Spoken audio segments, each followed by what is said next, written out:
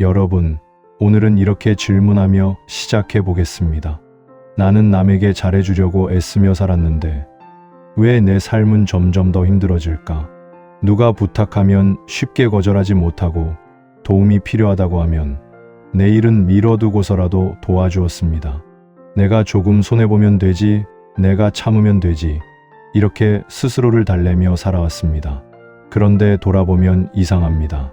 고마워하던 사람들 중 많은 이들이 어느 순간 조용히 사라졌고 감사 인사 대신 더 많은 것을 요구하는 사람들도 생겼습니다. 예전엔 미소로 고마워요라고 말하던 사람이 이제는 당연하다는 듯 이번에도 좀 부탁해요라고 이야기합니다. 그러다 한 번 거절이라도 하려 하면 이런 말이 돌아옵니다. 전에는 잘 도와줬잖아요. 왜 갑자기 그래요? 이런 상황이 반복되면 결국 화살은 나 자신을 향합니다. 내가 너무 이기적인 걸까? 내가 잘못한 걸까? 아니면 애초에 착하게 산다는 게 틀린 길이었을까? 이런 생각이 마음속에서 조용히 자라납니다. 부처님께서는 자비를 참으로 소중하게 여기셨습니다. 동시에 이렇게 가르치셨습니다. 자비에도 지혜가 필요하다. 분별 없는 친절은 자신의 복을 깎는 일이다. 착함 그 자체가 문제가 아니라 분별 없이 모두에게 똑같이 베풀려 할 때 문제가 시작된다는 뜻입니다. 많은 분들이 이렇게 말합니다. 나는 웬만하면 남에게 싫은 소리 안 하려고 해요. 부탁받으면 힘들어도 도와주는 편이에요. 거절하면 괜히 나쁜 사람 같아서요. 그래서 늘 내 자리는 뒤로 미루고 다른 사람을 먼저 세웁니다. 하지만 어느 날 거울을 보면 미소보다 피로와 서운함이 먼저 보일 때가 있습니다. 나는 남에게 나쁜 일을 한 적이 거의 없는데 왜 내 마음은 점점 더 말라갈까? 이런 질문이 생깁니다. 오늘 마음의 아침은 바로 이 지점에서 이야기를 시작하려 합니다. 부처님께서는 모든 사람에게 무조건 잘해주는 것이 진정한 자비가 아니라고 하셨습니다. 아무에게나 아무 때나 나를 깎아내며 베푸는 것은 결국 나를 해치고 때로는 상대에게도 해를 끼칩니다. 오늘의 주제는 간단히 이렇게 정리할 수 있습니다. 착하게 사는 것보다 지혜롭게 착하게 사는 것이 더 중요하다. 우리는 흔히 이렇게 살아갑니다. 남을 위해 내 시간을 쓰는 건 괜찮은데 나를 위해 시간을 쓰면 왠지 죄책감이 듭니다. 남의 부탁을 거절하면 나쁜 사람이 된 것 같고 나를 지키기 위해 선을 긋는 일이 마치 큰 이기심처럼 느껴집니다.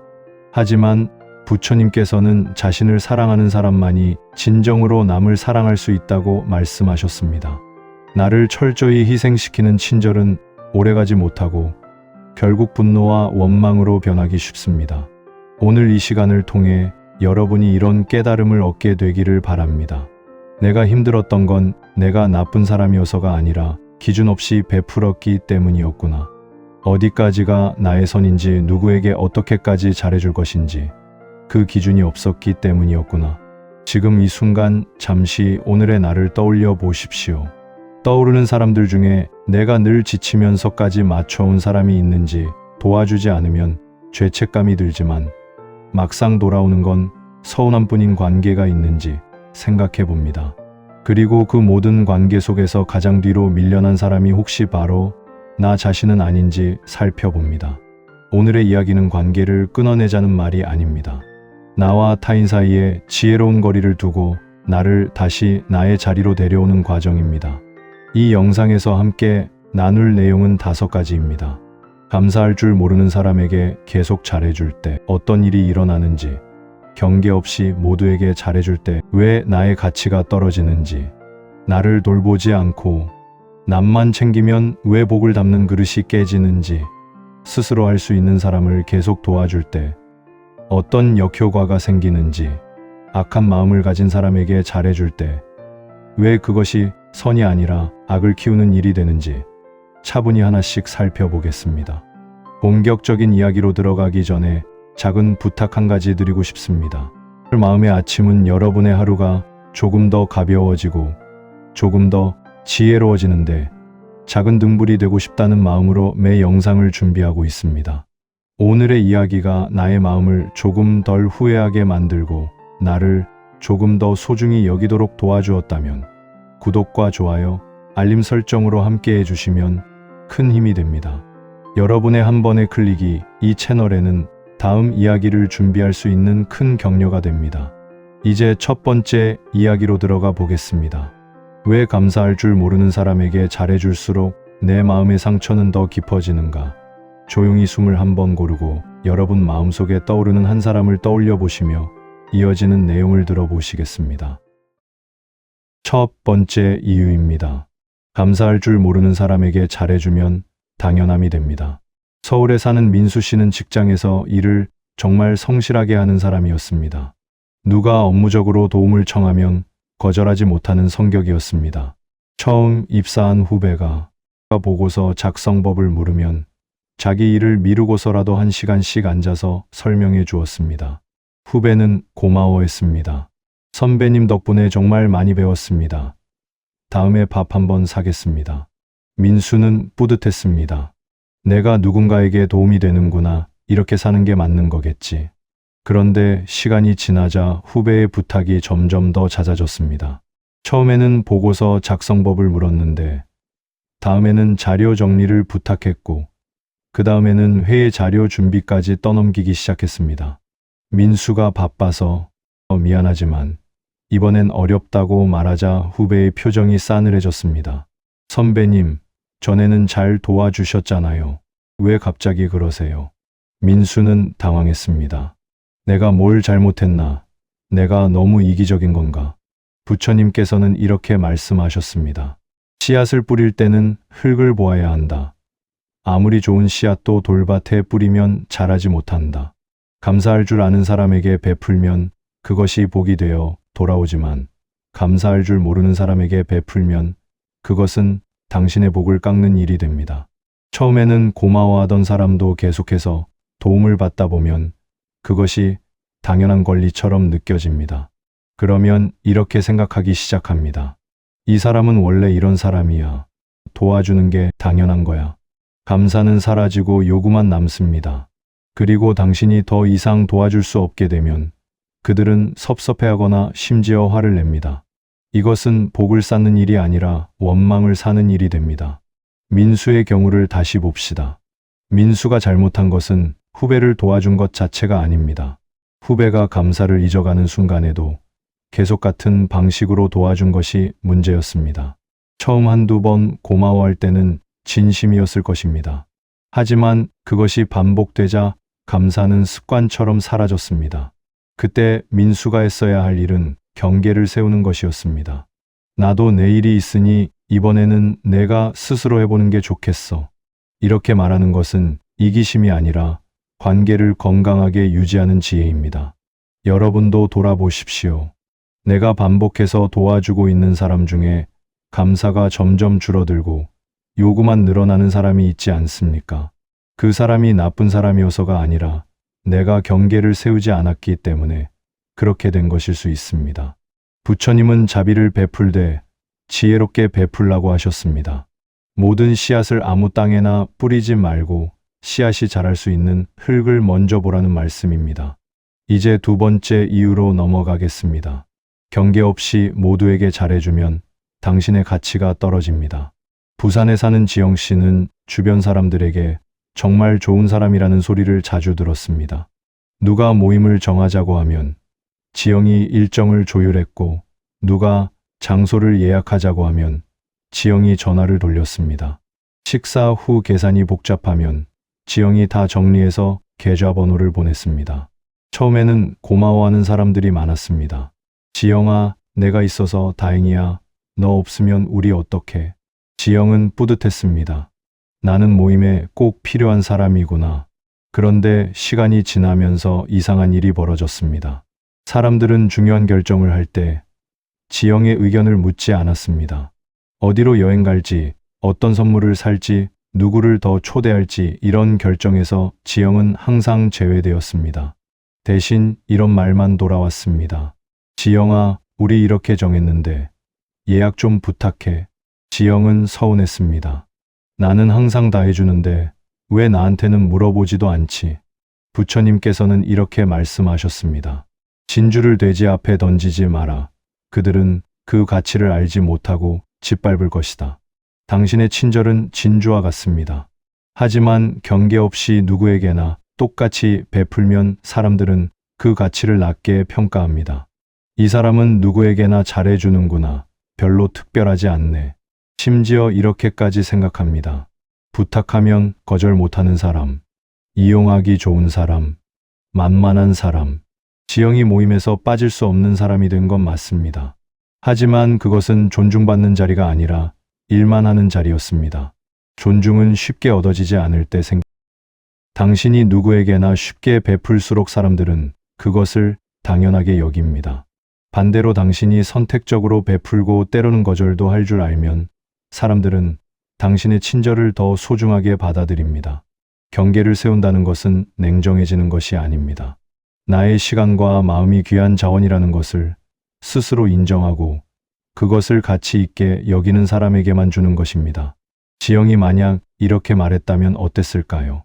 미안한데 이번 주는 내 일정이 빠듯해서 예약은 다른 사람이 해줬으면 좋겠어. 처음에는 어색할 수 있습니다. 하지만 그런 말을 몇 번 하다 보면 사람들은 지영을 다르게 보기 시작합니다. 지영도 자기 일이 있구나. 함부로 부탁하면 안 되겠네. 그때부터 지영의 가치는 올라갑니다. 여러분도 생각해 보십시오. 내가 모든 사람에게 똑같이 잘해주려고 애쓰는 사이 나의 가치는 올라갔습니까? 아니면 내려갔습니까? 사람들이 나를 존중합니까? 아니면 당연하게 여깁니까? 만약 후자라면 이제는 경계를 세울 때입니다. 모든 사람에게 좋은 사람이 되려 하지 마십시오. 진짜 중요한 사람에게 소중한 사람이 되십시오. 이제 세 번째 이유입니다. 자신을 돌보지 않고 남만 돌보면 복의 그릇이 깨집니다. 인천에 사는 선우 씨는 주변에서 늘 이런 말을 듣고 살았습니다. 선우는 참 마음이 넓어. 누구에게나 잘해주는 사람이야. 실제로도 그랬습니다. 가족이 부탁하면 바로 달려갔고 친척이 급하다 하면 주말을 비웠습니다. 친구가 힘들다고 전화하면 밤늦게까지 이야기를 들어주었습니다. 문제는 선우 씨에게 남는 시간이 거의 없었다는 점입니다. 퇴근 후에는 남의 고민을 들어주느라 자기 일은 늘 뒤로 밀렸고 주말에는 누군가를 도와주느라 쉬지 못했습니다. 몸은 피곤했고 머리는 무거웠습니다. 그런데도 선우 씨는 이렇게 생각했습니다.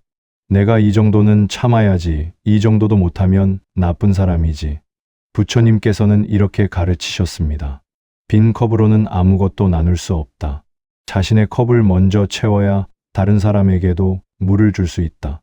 나의 기운이 모두 소진된 상태에서는 아무리 좋은 마음을 가지고 있어도 진정한 도움을 줄 수 없습니다. 몸이 지치고 마음이 고갈되면 작은 부탁에도 짜증이 나고 사소한 말에도 상처받기 쉬워집니다. 결국 겉으로는 도와주는 모습을 하고 있지만 속에서는 서운함과 분노가 자라납니다. 이것이 바로 복의 그릇이 깨진 상태입니다.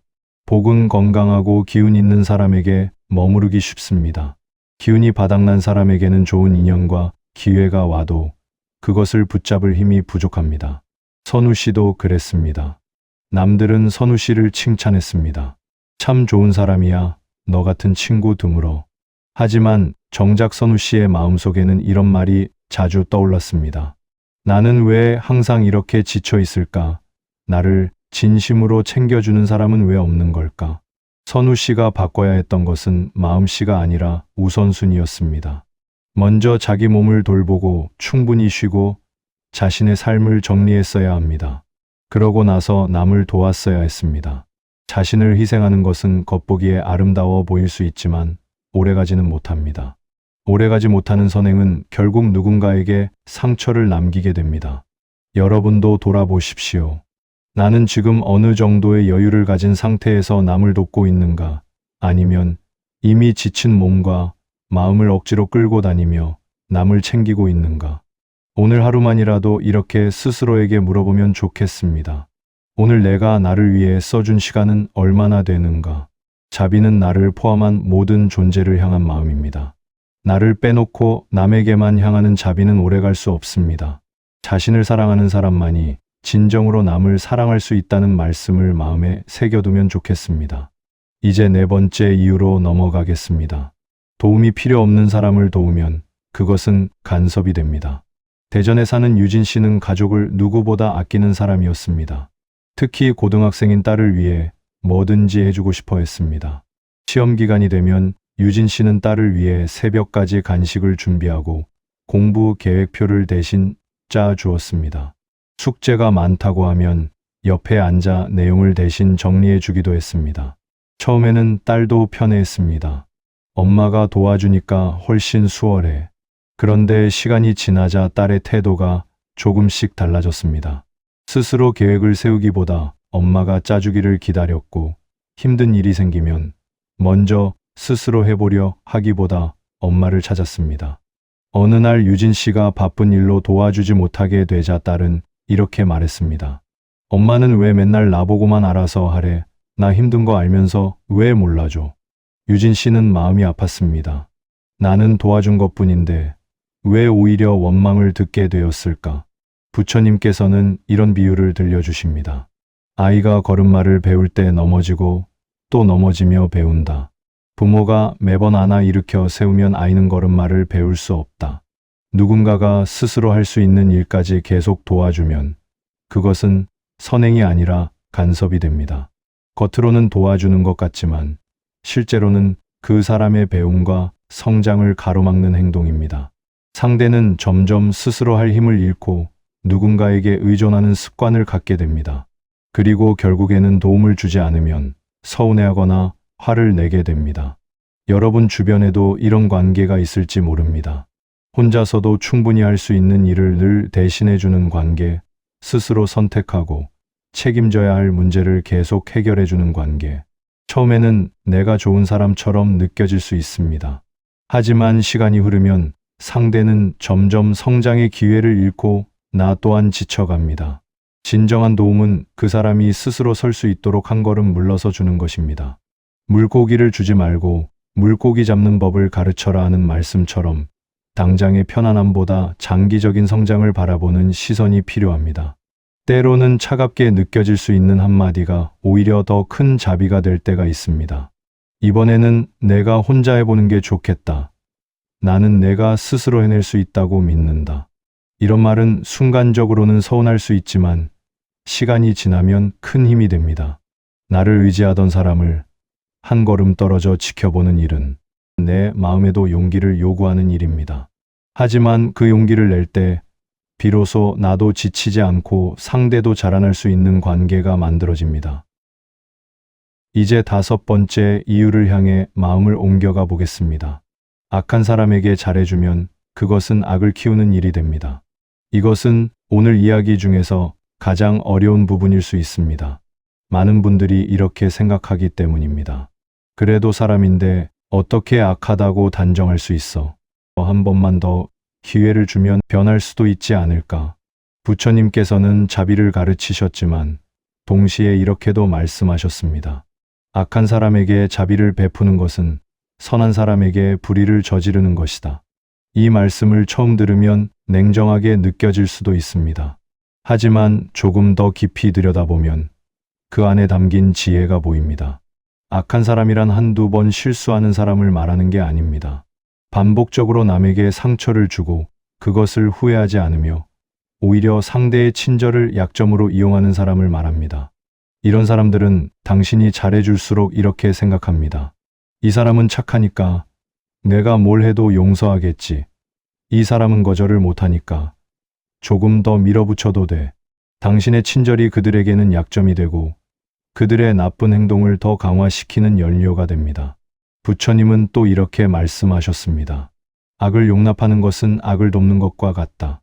나쁜 행동을 보고도 그냥 넘어가거나 계속 관계를 유지하는 것은 표면적으로는 자비로워 보일 수 있지만 실제로는 악행을 묵인하고 키우는 일이 됩니다. 그 사람이 다른 선한 사람들을 더 상처 입히도록 허락하는 것이기 때문입니다. 선을 지킨다는 것은 때로는 악을 거부하는 단호함을 포함합니다. 경계를 세우지 못하고 모두를 포용하려는 것은 지혜가 아니라 나약함입니다. 진정한 자비는 선한 사람들을 보호하는 일도 포함되어 있습니다. 악한 사람에게 계속 기회를 주는 동안 정작 당신 곁에 있는 선한 사람들은 상처받고 떠나갑니다.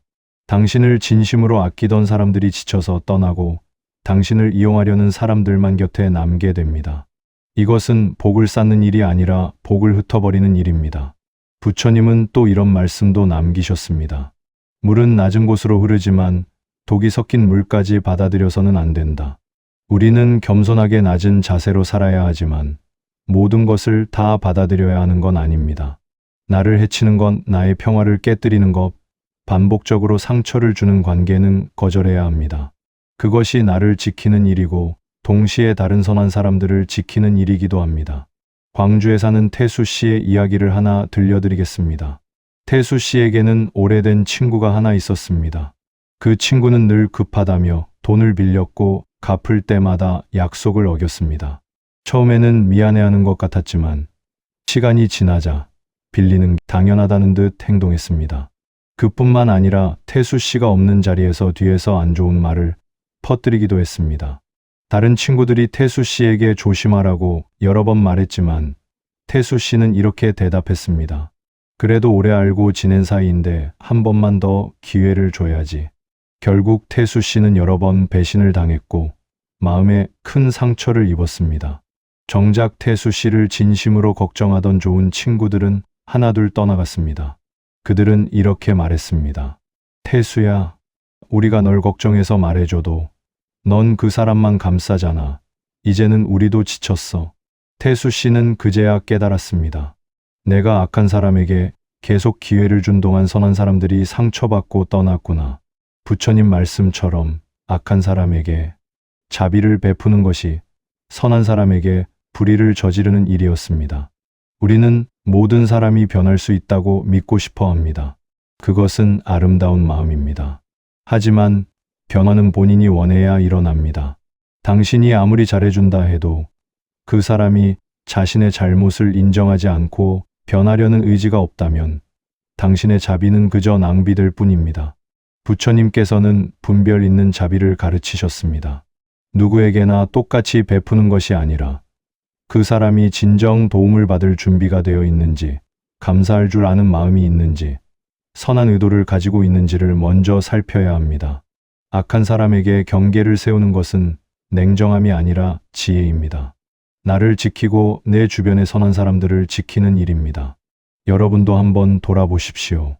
내 주변에 반복적으로 나를 상처 입히는 사람이 있는지, 내가 잘해줘도 고마워하지 않고 오히려 더 많은 것을 요구하는 사람이 있는지 말입니다. 만약 그런 사람이 있다면 이제는 용기를 내어 거리를 두어야 합니다. 그것이 나를 사랑하는 일이고 진정한 자비를 지키는 길입니다. 지금까지 5가지 이유를 함께 살펴보았습니다. 감사할 줄 모르는 사람에게 계속 잘해주면 당연함이 되고 경계 없이 모두에게 잘해주면 나의 가치가 떨어지며 자신을 돌보지 않고 남만 돌보면 복의 그릇이 깨지고 도움이 필요 없는 사람을 도우면 간섭이 되며 악한 사람에게 잘해주면 악을 키우는 일이 됩니다. 이 5가지를 들으며 어떤 분들은 이런 생각이 드셨을지도 모릅니다. 그럼 나는 어떻게 살아야 하는 걸까? 누구에게 잘해주고 누구에게는 거리를 둬야 하는 걸까? 이제 그 질문에 대한 답을 함께 찾아가 보겠습니다. 부처님께서는 이렇게 말씀하셨습니다. 지혜로운 사람은 씨앗을 뿌릴 때 땅을 먼저 본다. 우리의 친절과 시간과 마음은 귀한 씨앗과 같습니다. 그 씨앗을 어디에 뿌리느냐에 따라 꽃이 피기도 하고 그냥 말라버리기도 합니다. 무턱대고 모든 곳에 뿌리는 것이 아니라 씨앗이 자랄 수 있는 땅을 먼저 살펴야 합니다. 그렇다면 어떤 땅이 좋은 땅일까요? 3가지 기준을 말씀드리겠습니다. 첫째, 감사할 줄 아는 사람에게 베푸십시오. 당신이 무언가를 해주었을 때 진심으로 고마워하는 사람이 있습니다. 그 고마움이 말로만이 아니라 행동으로도 나타나는 사람입니다. 나중에라도 당신이 힘들 때 돌아와서 도움을 주려 하고 당신의 작은 배려도 기억하는 사람입니다. 이런 사람에게 베푸는 것은 씨앗이 좋은 흙에 떨어지는 것과 같습니다. 시간이 지나면 그 씨앗은 싹을 틀고 꽃을 피우고 열매를 맺어 다시 당신에게 돌아옵니다. 반대로 당신이 해준 것을 당연하게 여기고 조금만 덜 해줘도 섭섭해하는 사람에게는 아무리 많이 베풀어도 복이 되지 않습니다. 감사는 관계를 이어주는 끈입니다. 그 끈이 없는 관계는 결국 한쪽만 지치게 만듭니다. 둘째, 진짜 도움이 필요한 사람을 도우십시오. 세상에는 두 종류의 부탁이 있습니다. 정말 급하고 절실해서 하는 부탁과 귀찮아서 남에게 떠넘기는 부탁입니다. 혼자 힘으로는 도저히 해결할 수 없는 상황에 처한 사람, 도움을 받으면 다시 일어설 수 있는 사람, 이런 사람을 도와주는 것은 의미가 있습니다. 하지만 스스로 충분히 할 수 있는데, 귀찮다는 이유로 당신을 찾는 사람 조금만 노력하면 되는데, 그 노력조차 하지 않으려는 사람에게 계속 도움을 주는 것은 그 사람의 성장을 막는 일입니다. 부처님께서 물고기를 주지 말고 물고기 잡는 법을 가르쳐라 하신 말씀을 기억하십시오. 진정한 도움은 상대가 스스로 설 수 있게 만드는 것입니다. 셋째, 선한 마음을 가진 사람과 함께 하십시오. 사람을 볼 때는 겉모습이나 말만 보지 말고 그 사람의 행동을 보아야 합니다. 말로는 고맙다, 미안하다 하지만 뒤에서는 다른 행동을 하는 사람이 있습니다. 당신 앞에서는 웃지만 뒤에서는 당신을 이용하려는 사람도 있습니다. 반대로 말은 많지 않지만 행동으로 성실함을 보여주는 사람, 작은 약속도 지키려 애쓰는 사람, 다른 사람을 함부로 대하지 않는 사람이 있습니다. 이런 선한 사람들과 가까이 지내는 것이 복을 부르는 길입니다. 부처님께서는 악한 친구 100명보다 선한 친구 1명이 낫다고 하셨습니다. 당신의 시간과 에너지는 한정되어 있습니다. 그것을 누구와 나누느냐가 당신의 삶의 질을 결정합니다. 이 세 가지 기준을 마음에 새기고 나면 이제 실천이 필요합니다. 오늘부터 당장 할 수 있는 세 가지를 말씀드리겠습니다. 첫 번째, 실천은 나를 먼저 돌보는 시간을 정하는 것입니다. 하루 중 단 30분이라도 좋습니다. 아무에게도 방해받지 않고 오롯이 나만을 위한 시간을 가지십시오. 그 시간에는 좋아하는 음악을 듣거나 책을 읽거나 산책을 하거나 그저 아무것도 하지 않아도 좋습니다. 중요한 것은 그 시간만큼은 다른 사람의 부탁이나 요구를 받지 않는 것입니다. 처음에는 죄책감이 들 수도 있습니다. 누가 연락하면 바로 답해야 할 것 같고 누가 부탁하면 들어줘야 할 것 같은 마음이 들 것입니다. 하지만 그 마음을 한 번만 참아 보십시오. 나를 돌보는 시간이 쌓이면 내 안에 기운이 차오르는 것을 느낄 수 있습니다. 그 기운이 바로 복을 담는 그릇이 됩니다. 두 번째, 실천은 거절하는 연습을 하는 것입니다. 많은 분들이 거절을 두려워합니다. 거절하면 관계가 끊어질까봐, 나쁜 사람으로 보일까봐 걱정합니다. 하지만 진짜 좋은 관계는 거절 한두 번으로 끊어지지 않습니다. 오히려 서로의 경계를 존중할 때 더 건강해집니다. 거절은 냉정함이 아니라 솔직함입니다. 내가 할 수 없는 것을 할 수 있는 척하는 것보다 솔직하게 안 된다고 말하는 것이 훨씬 더 정직한 태도입니다. 처음에는 이렇게 작은 것부터 시작해 보십시오. 미안한데 오늘은 좀 피곤해서 다음에 이야기 나누면 안 될까? 이번 주는 일정이 빡빡해서 도와주기 어려울 것 같아. 이런 말을 몇 번 하다 보면 점점 익숙해집니다. 그리고 신기하게도 사람들은 당신이 거절할 줄 안다는 걸 알게 되면 오히려 당신을 더 존중하기 시작합니다.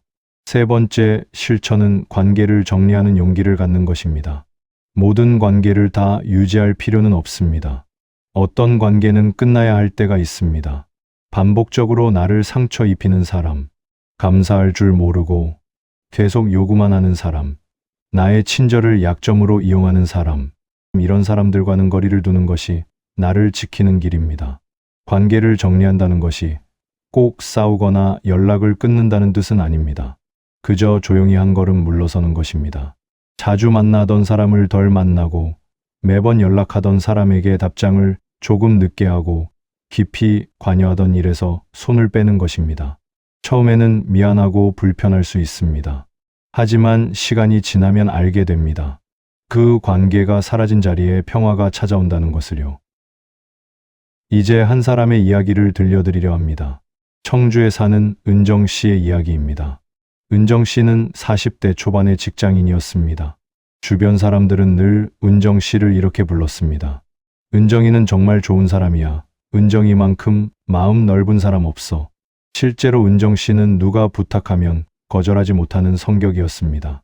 회사에서는 자기 일뿐 아니라 동료들의 일까지 자주 도맡았고, 집에서는 남편과 아이들을 챙기느라 자기 시간은 거의 없었습니다. 주말이면 시댁과 친정 어른들을 돌아가며 찾아뵙고, 친구가 힘들다고 하면 밤늦게까지 전화를 받았습니다. 언제부터인가 은정 씨는 자주 피곤함을 느꼈습니다. 아침에 일어나도 개운하지 않았고, 별것 아닌 일에도 짜증이 났습니다. 밤에는 잠이 잘 오지 않았고, 가슴 한편이 답답했습니다. 어느 날 은정 씨는 건강검진을 받으러 갔습니다. 의사 선생님은 검사 결과를 보며 말했습니다. 스트레스 수치가 상당히 높으시네요. 요즘 많이 힘드신가 봐요. 은정 씨는 그제야 눈물이 났습니다. 나는 남들에게 잘해주려고 했었는데 정작 나는 이렇게 망가지고 있었구나. 그날 밤 은정 씨는 혼자 조용히 앉아 생각했습니다. 내가 도와준 사람들 중에 정말 나를 고마워한 사람이 몇이나 될까? 내가 힘들 때 나를 먼저 걱정해준 사람은 누구였을까? 떠오르는 얼굴은 많지 않았습니다. 대부분은 은정 씨가 도와주는 것을 당연하게 여겼고, 조금만 못해주면 서운해했습니다. 정작 은정 씨가 힘들어할 때 옆에 있어준 사람은 거의 없었습니다. 은정 씨는 결심했습니다. 이제는 달라져야겠다. 다음 날부터 은정 씨는 작은 변화를 시작했습니다. 가장 먼저 한 일은 저녁 시간을 지키는 것이었습니다. 퇴근 후 1시간은 아무에게도 연락을 받지 않고 오롯이 자기 시간으로 정했습니다. 그 시간에는 좋아하는 음악을 들으며 산책을 하거나 차를 마시며 책을 읽었습니다. 처음에는 핸드폰이 울릴 때마다 불안했습니다. 누가 급한 일로 연락한 건 아닐까? 내가 너무 이기적인 건 아닐까? 하지만 그 마음을 참고 1시간만 나를 위해 썼습니다. 신기하게도 세상은 무너지지 않았습니다. 은정 씨가 1시간 연락을 안 받았다고 해서 큰일이 생기지 않았습니다. 오히려 그 1시간이 쌓이니까 은정 씨의 마음에 여유가 생기기 시작했습니다. 두 번째로 은정 씨는 거절하는 연습을 시작했습니다. 회사에서 동료가 자기 일을 부탁해 오면 이렇게 말했습니다. 미안한데 나도 오늘 마감이 있어서 이번엔 어려울 것 같아. 친구가 밤늦게 전화해서 하소연하려 하면 이렇게 말했습니다. 오늘은 좀 일찍 쉬어야 할 것 같아. 내일 낮에 통화할까? 처음 거절할 때는 정말 어색하고 미안했습니다. 상대방이 서운해하는 것 같아서 마음이 불편했습니다. 하지만 몇 번 반복하다 보니 점점 익숙해졌습니다. 그리고 놀라운 일이 일어났습니다. 사람들이 은정 씨를 대하는 태도가 달라지기 시작한 것입니다. 예전에는 당연하다는 듯 부탁하던 사람들이 이제는 조심스럽게 물어보기 시작했습니다. 은정아, 바쁘면 괜찮은데 혹시 시간 되면 좀 도와줄 수 있어? 그리고 은정 씨가 도와주면 예전보다 훨씬 더 고마워했습니다. 은정 씨는 깨달았습니다. 내가 경계를 세우니까 사람들이 오히려 나를 더 존중하는구나. 세 번째로 은정 씨는 관계를 정리하기 시작했습니다. 오랫동안 알고 지낸 사람 중에 계속 은정 씨를 힘들게 하는 사람이 몇 있었습니다. 늘 돈을 빌리고 제때 갚지 않는 사람. 뒤에서 은정 씨 험담을 하면서도 필요할 때만 연락하는 사람. 은정 씨가 도와줘도 고마워하지 않고 더 많은 걸 요구하는 사람. 예전에 은정 씨였다면 그래도 오래 알고 지낸 사이인데 하며 참았을 것입니다. 하지만 이제는 달랐습니다. 은정 씨는 조용히 그 사람들과 거리를 두기 시작했습니다. 자주 만나던 사람을 덜 만나고 매번 연락하던 사람에게 답장을 늦게 했습니다. 처음에는 섭섭하다는 연락이 오기도 했습니다. 은정아, 요즘 왜 이래? 나한테 무슨 서운한 일 있어?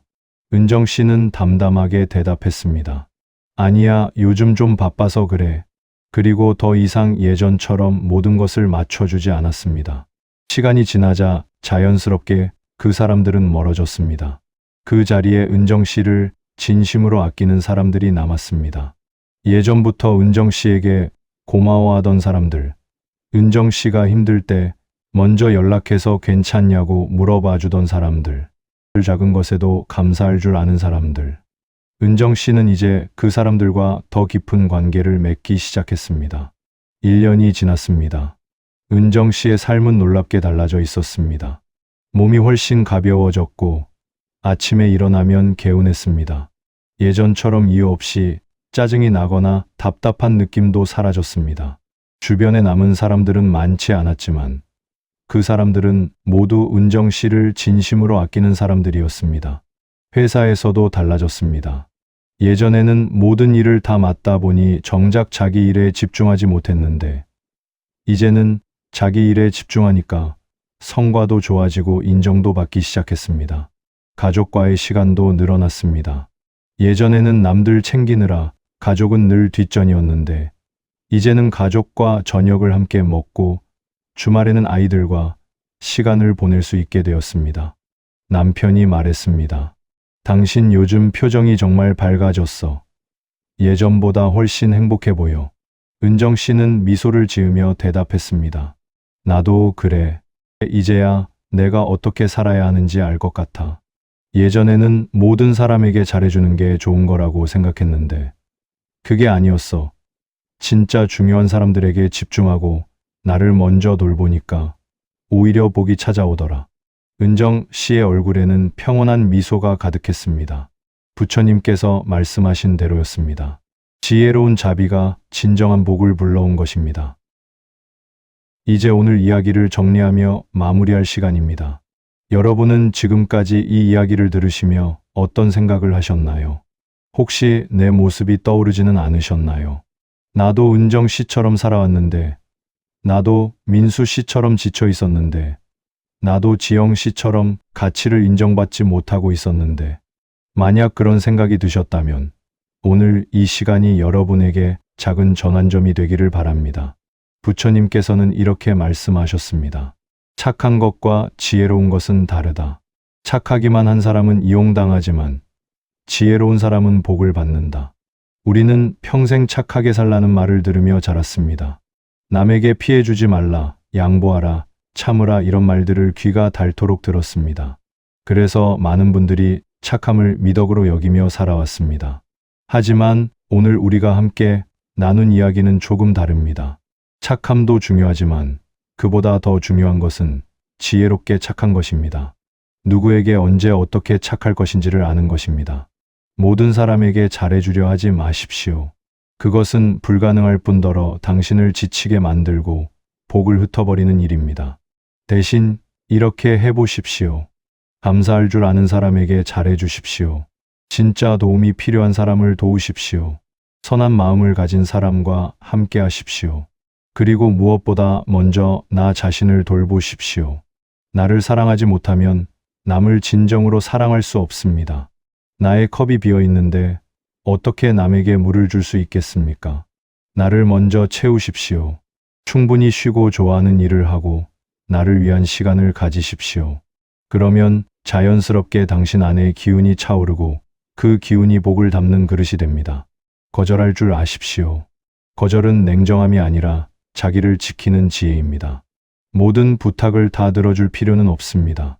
할 수 없는 것은 할 수 없다고 말하십시오.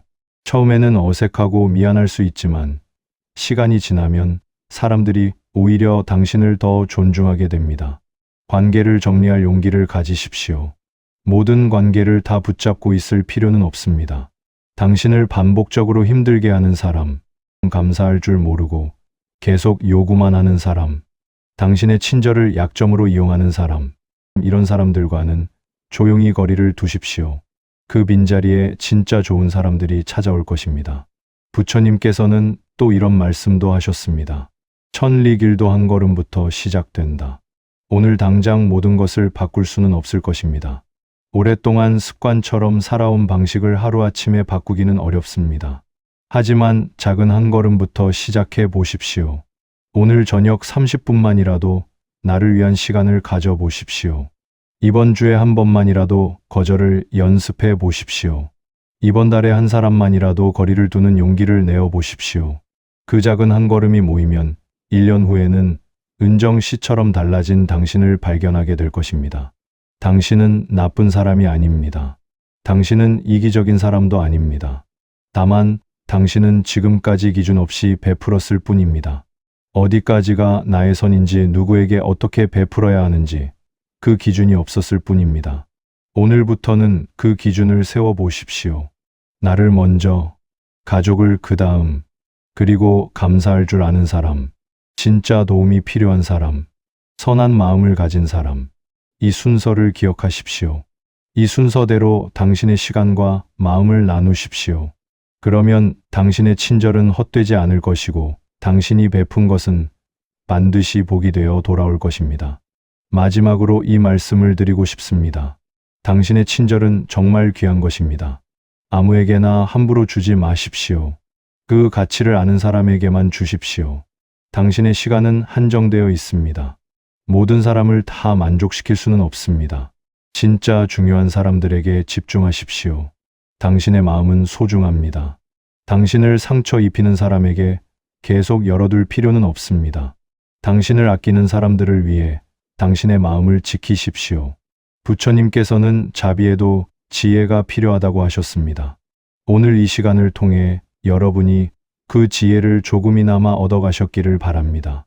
착하게만 사는 것이 아니라 지혜롭게 착하게 사는 삶, 모든 사람에게 잘해주는 것이 아니라 마땅히 잘해줘야 할 사람을 아는 삶, 그런 삶을 살아가시기를 진심으로 응원합니다.